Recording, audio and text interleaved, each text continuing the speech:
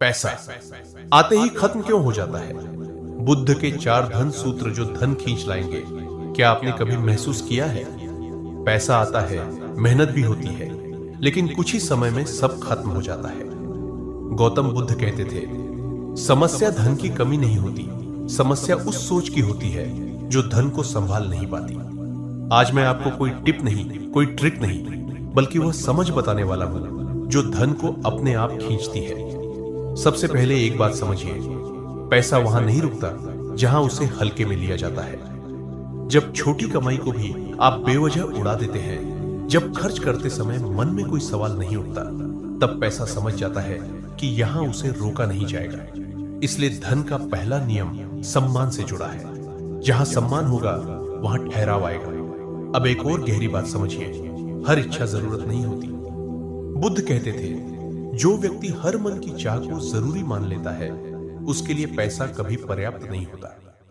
पैसा आते ही अगर खर्च बढ़ जाता है तो समझ लीजिए इच्छा ने नियंत्रण छीन लिया है। धन वही टिकता है जहां इंसान खुद पर काबू रखना सीख लेता है।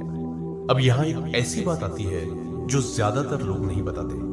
धन बचता नहीं है, धन बचाया जाता है।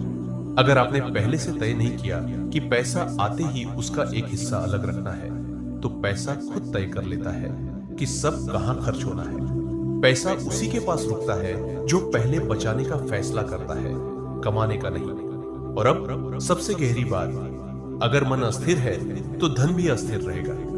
जो इंसान जल्दी लालच में आता है, जल्दी डरता है, जल्दी प्रभावित हो जाता है, उसके हाथ में पैसा ज्यादा देर नहीं टिकता।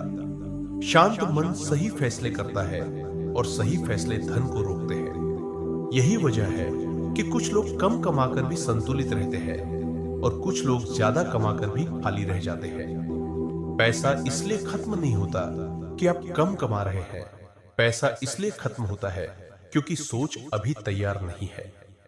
बुद्ध कहते हैं, धन बाहर नहीं बदलता, पहले भीतर बदलता है।